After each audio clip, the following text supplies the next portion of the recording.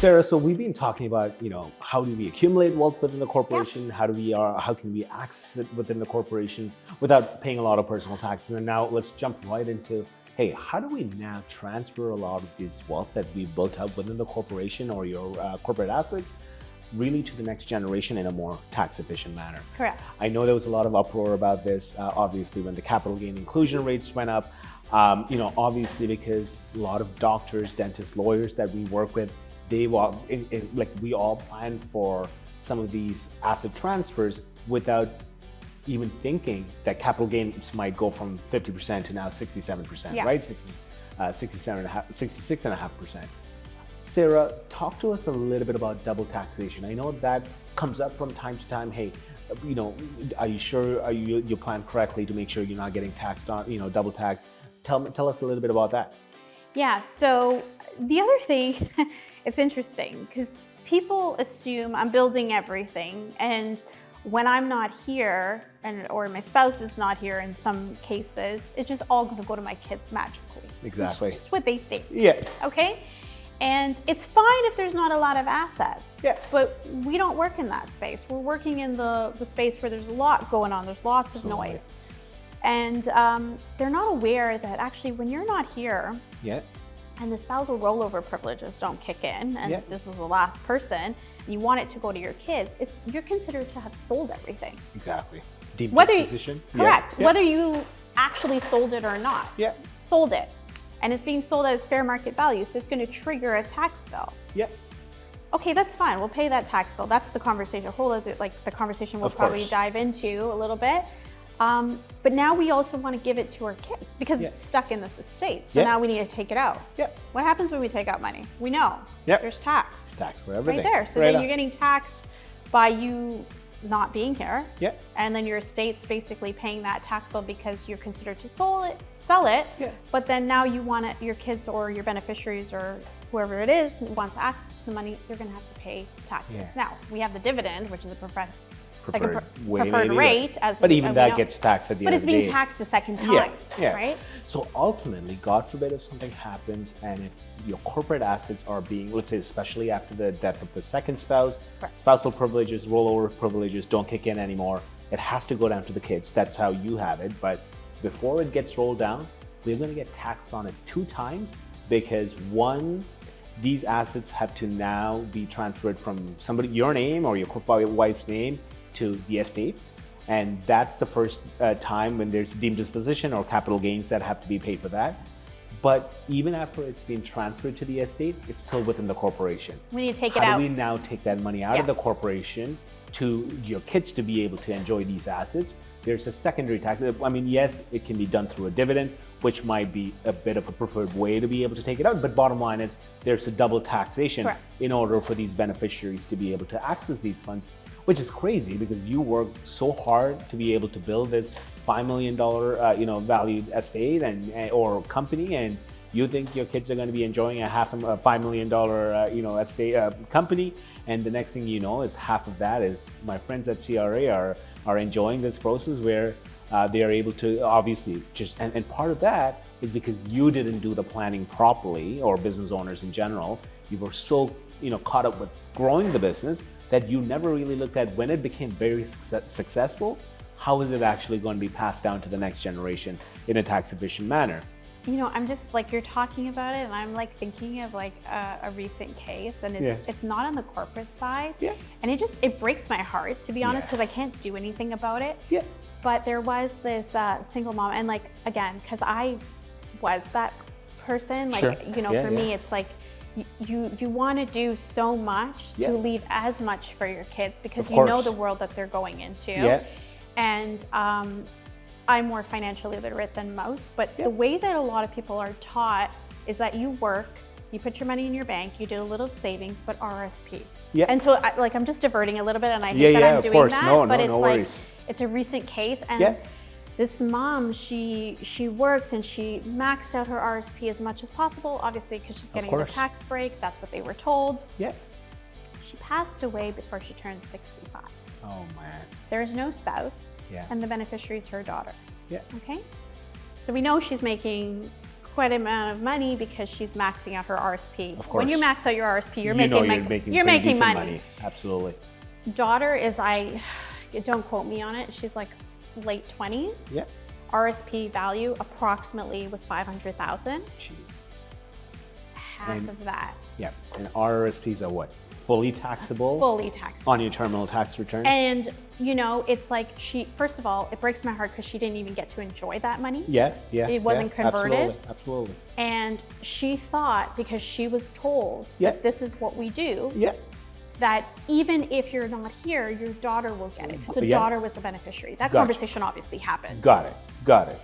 To have half of it only passed down. Yeah, and the worst part, and I was also going to say the other part of it, of the conversation, the first part of it is it's terrible when you realize you worked for this $500,000 and then half of it gets wiped away just because you didn't plan properly.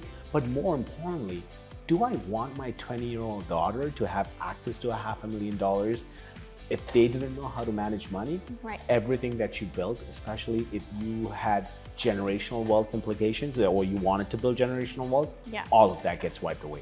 So that was, and I actually was supposed to meet with the daughter, but she didn't want to because she had a friend who thinks, so I don't even know what happened with that case. It didn't end up rolling over to me. I was consulting for another advisor. But it's the sacrifices she made, because again, the sacrifices we make as single moms to say, hey, I'm not gonna have this so that you can have that. Exactly. 250 of it. Yeah. She potentially sacrificed to go to CRA. Yeah. It was crazy. It just, and all it would have taken, and I'm not saying it's easy, right? Because, you know, everybody gets caught up with the day-to-day hustle. And we're not saying RSPs are a bad thing. Of course, exactly. Right? Yeah, so again, that's not the intention. It's just like that you're talking about in that conversation came. Especially once there's not a secondary spouse where the funds can potentially roll over to. Yeah. A lot more planning has to be done within the divorce space, especially. Yeah. Just so that we are not making CRA happy as part of the process, and we're actually, taking it away, all away from. So I diverted you, but like as you're saying, like half of the estate goes as double taxation. It also happens on the personal side. So it's recent. So like it just, as you're talking about that, it's heartbreaking for me because they're like, well, what can we do now to not pay this? I'm like, nothing. Can't do anything. It's absolutely. Yeah. Unfortunate. All right, so just to really jump back into the corporate side of things, hey, double taxation. One of the things that, let's really revert back to the previous scenario that we talked about, corporate-owned life insurance as a solution to be able to access that money. Yes. There's also things that it applies from a transfer of wealth from your generation to the next generation, and life insurance can play a part of that process. Absolutely. Through, I believe, something called the capital dividend account, if I'm not mistaken. Can you maybe talk to us a little bit about that, how that applies in terms of business owners? Yes, so it's not a physical bank account that you can go to the bank and you open up. It's an account that your accountant will track for you. And so basically it builds up credits where when certain transactions happen, you build up credits in that account. And those credits that build up in that account, I'm calling them credits. There's probably a tax terminology. We'll call them credits for our conversation. And that, whatever's built up in there in terms of the credits is what can flow through tax-free to your beneficiaries. And so we want to max that up as much as possible because with the corporate life insurance policy, we have a large death benefit coming because that's the point, it's growing. So you want to start early so you can max out that CDA's credits so that most of it can flow tax-free to your beneficiaries. Beautiful. So that avoids that double taxation there. Yeah, and it's essentially, one, it funds that tax liability. In some part, I'm a strong believer that you got to pay your part to CRA. We're not we saying just don't want to leave a tip. Yeah, exactly, right? So you got to pay your part. Don't pay taxes. Yeah, exactly. You got to pay your part, but just don't leave a tip on top of it. If you do a bit of planning, pay what you need to. Correct. If you do a bit of planning, you can avoid that. So, one, using life insurance, we are able to fund that tax. Let's say the tax liability is $500,000. Do I want to give $500,000 for my wealth so that I take it away from my beneficiaries, or do I want to fund that $500,000 maybe with a life insurance policy, which might only cost me $30,000, $40,000, $50,000 over a period? So for pennies on the dollar, I'm able to make sure that I can preserve my estate. That's the first part of it. The second part of it is, it's interesting you brought up the capital dividend account. So if I was to walk through this, so let's assume that I have a large life insurance policy within the corporation. God forbid if something happens to me, almost $1 million is able to pass through that capital dividend account to the beneficiaries completely tax-free. But here it is. If I had leveraged that policy to take some cash out of that policy, and assume I've already taken out a $500,000 loan that came through that policy on a personal basis, of course structuring correctly, I've now leveraged that capital dividend, that tax-free extraction of cash from the corporation, not only through the policy loan, but also through an additional death benefit amount. Even though your death benefit might have paid off the loan, but if there are other corporate assets within that account, all of that completes, just because the death benefit triggers a capital dividend account credit. Yes. Even if death benefit doesn't pay out that full amount because the loan has to be paid off, if you have other corporate assets, you're able to extract that out of the corporation. Because people do. They have buildings, they have other things that they want to pass through. So. Absolutely. Yeah. Absolutely. So it's very important people get educated on this and are able to obviously speak on it, with their accountants, with their legal teams, to make sure it's structured properly. It's not like, we go by a fly and all of a sudden or they could just use us. Absolutely, right? No, and absolutely. And that's a benefit with working with our team, is that we have access to these professionals, whether on the tax side or the legal side. We do it every day. Because we do it on a day in, day out basis. And that's something that obviously we are proud of, just because I know we have this conversation. We work with business owners because we truly believe they spend a lot of their energy in growing their business. But if they don't actually preserve it to transfer it to the next generation, they're actually wasting a lot of their energy. Let us be the people who help them navigate through that process, just to make sure that their families are able to, obviously benefit from the hard work that they put in. We're not nagging them as much. We do a lot of the work for them, right? Exactly. So, people avoid it because they feel it's so much. It's like, do I know what I want to do? Sure. How much paperwork is involved? It gets overwhelming. Exactly. And so we basically, let's do it bite-sized. We're only going to need instructions or certain documents for the most part. Once they've gone through it and they realize like, oh, look, I don't have to worry about it until you tell me to worry about it. Then they realize, why didn't I do it sooner? Yeah, absolutely. And I think one of my clients sort of just rephrased what he thought I did, which is, we take the information, let us dissect the information, let us quarterback the process, because we may not have the answers for everything. And we don't. And we don't. Like the legal experts, tax experts have to come into as part of the process. But bottom line is that we are able to make sure that we can leverage these partners and we can save them time, which is their most valuable commodity, to be able to quarterback that process so that they can get their estate planning done from professionals in the most right way at the end of the day. And oddly enough, I just find, because they don't know, but once the process gets started, they get engaged. Exactly. What they hated, they're like, actually, and they want to do more and more. Absolutely. And it's so again, relating it to like, I always do this when I explain how certain things are related to weight loss.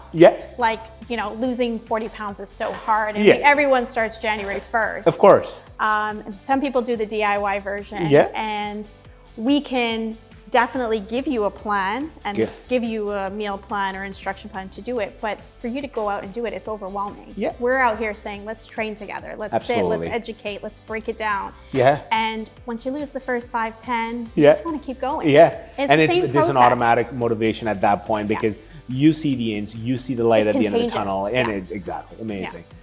Sarah, just because we are in the topic of just like succession planning in general or estate planning, we talked about a very high level scenario with funds being moved down. Many complications or complexities revolve around that. But I wanted to touch on a few other points or a few other reasons why a lot of wealthy individuals use life insurance as a tool to be able to preserve their wealth. And it's funny you said this.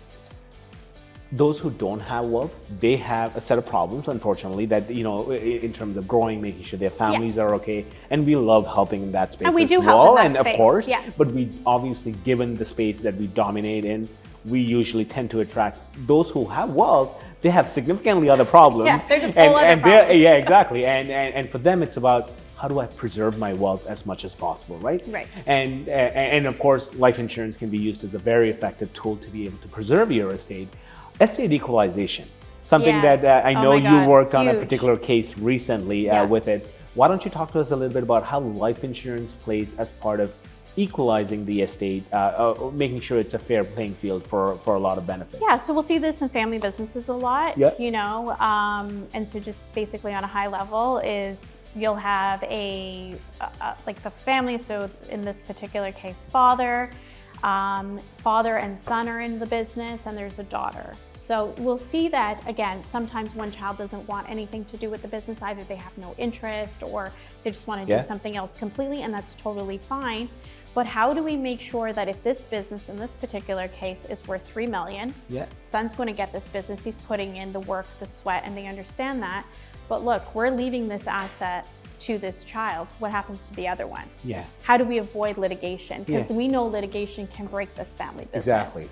And so a life insurance policy can help equalize that for a fraction of the cost. Yeah. Yes. So ideally what you're doing, or ultimately what you're doing, is the son gets that business which is worth $3 million, and the daughter has no vested interest in it. She has nothing to do with it. She doesn't even want it. Yeah. But as families, to make sure that the harmony of the family stays on and to avoid estate litigation, like you said, we want to give something else that's worth another $3 million to the daughter. Correct. And can we use life insurance as a tool, really for the fraction of the cost of $3 million? Absolutely. You're able to make sure the daughter now gets $3 million. You've made sure both of your kids have gotten a $3 million valued estate, God forbid if something happens. And that just makes sure that there's harmony in the family, even when you're no longer around. And we see this from time to time when we work with some of our senior legal partners. When we look at post-mortem cases, a lot of business owners, if you don't do in-depth planning properly, you will end up leaving much more chaos than harmony for your family. Yes. Just because you didn't take the initiative to actually plan, and it's an injustice, or it's a disservice to your own hard work. But more importantly, you're just actually breaking up a family just because you didn't do a bit of planning. And we've seen that. Yeah, we've seen that. Exactly. Also, we're not factoring, I mean, we're talking about the equalization here, but we're not talking about the legal fees and the fees associated with even going through it, right? Yeah. So it's one thing to say, hey, you worked and you did this and I'm going to give you this. Yeah. There's nothing stopping this person to say, hey, that's not a fair deal. Yeah, absolutely. Right? They can still think, and that person who's got that business has got a whole lot of things going on, of course, has to actually go through the process whether they want to or not. Absolutely. And so we're also not factoring that. So it's really saving a lot of heartache, time, and like you said, money. 100%. So there's many reasons why corporate-owned life insurance gets used in various circumstances. We're only touching it really at a very high level, like one or two I feel like this is a 24-hour we can't talk about all of it all at once. Yeah. But another scenario that we just worked on recently, so we'll maybe just tell everybody about that as well. The couple of business owners that we just recently worked with, both of them are partners. They want to make sure that, God forbid, if something happens to either one of them, essentially the business goes to the right person. The family, the person's family who passed away gets taken care of. So funding buy-sell agreements is obviously very important. Yes. Sarah, maybe before we get to the funding part of it, why don't you tell us a little bit about what is buy-sell agreement, just really at a very high level? Really, so the way I describe it is because of like the world that I'm in. Two people are getting into business. It's like a marriage. Yep. Right? So think of it like a prenup or a marriage contract. Yeah.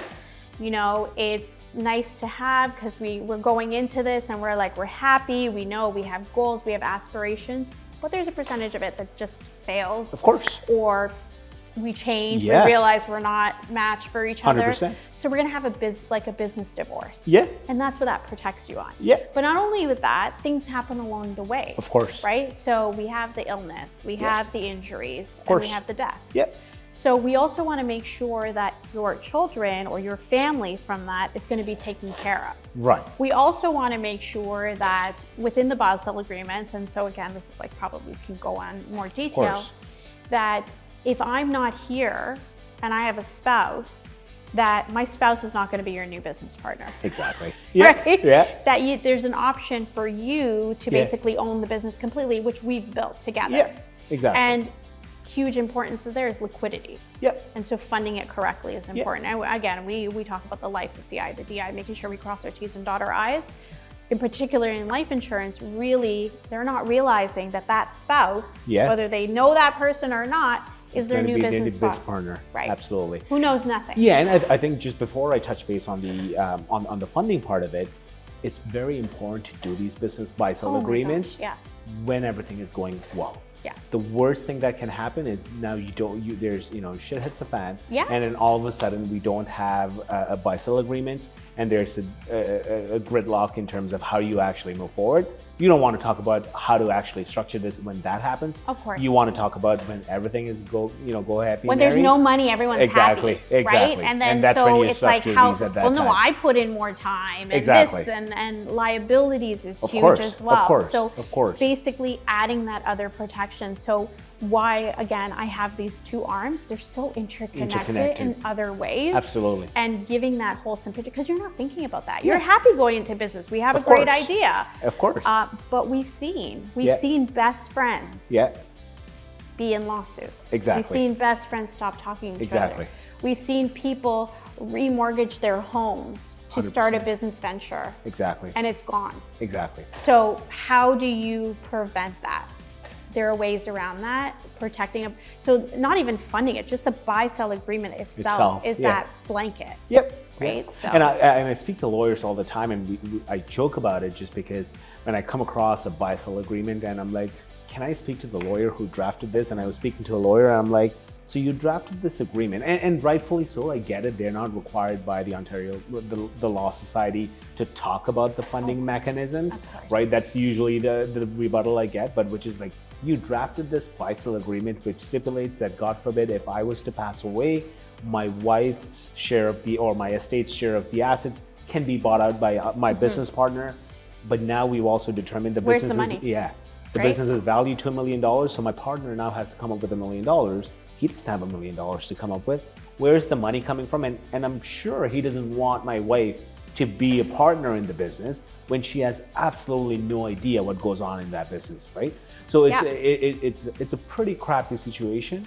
So putting these basic mechanisms in place can help alleviate a lot of that problems down the line, and that's why it's important to get started as early as possible. Business continuation and succession planning goes hand in hand together. And I've seen successible businesses bottom out because of disagreements, because of improper shareholder agreements, and it's just at that point it's just pure, and then legal fees. It's wild.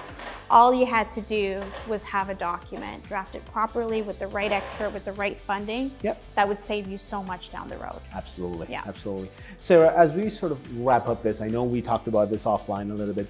Charitable giving strategies really has sort of become a norm, and I know very successful business owners, they have it in them that they built these successful organizations, and they're very successful people.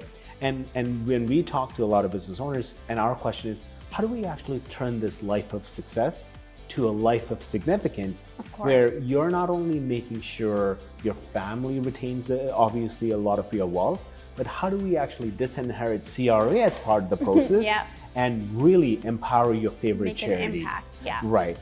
That's the legacy you leave behind. You want to make sure your family is happy. Obviously, I get it. A lot of people work towards that. But we don't have to make sure CRA is the second beneficiary. I always say, God forbid, if something happens, there's your family, there's a CRA, and we can have a charity. It's possible if you do a bit of planning, you can cut out CRA as part of the large benefactor of your estate, and make sure one of your favorite charities can actually be a part of your beneficiary. Are you seeing that a lot? Because I know it's like a twofold. Like we'll find it's interesting enough because we work with a wide variety of business owners at all different stages in their lives, and as we've seen, the more successful ones, everyone who's been a successful business has gone through trials. Like massive trials, has been to the bottom, made their way up. And there are certain either organization or people or things that they've gone through, not necessarily trials in terms of like, I've lost all my money, I'm struggling with business. They may have gone through a health issue. Of course. Whatever the case may be, we all have our life journey. Of course. And when you get to that point in your life where you hit a recovery, you thrive through this major transition, you want to give back and do the same because someone helped you along the way. Exactly. And so how do you go back and help others who are going through the same thing? And I think it's that trauma, even for me, absolutely. right? So it's like, how did I come in divorce space? Well, because I potentially didn't have a massive contentious issue and gone through where I lost half of my savings. but the decisions and the education and the people that helped pave the way for me to be this successful business owner, be able to take care of my kids, I wanted to give back in a way as well. And this is my form of giving back, because there's no organization out there. Create a service that can help other women and 100%. Individuals thrive 100%. Through divorce, because you're not a write-off. Of course. And that's the mentality. You can't be career and take care of your kids as a full-time mom and do it all post-divorce. No, you can't, right? And so that's my inner trauma and trying to solve that. And I feel all business owners kind of have that little spot. Absolutely. And how do you give back and help others? And so we are seeing that.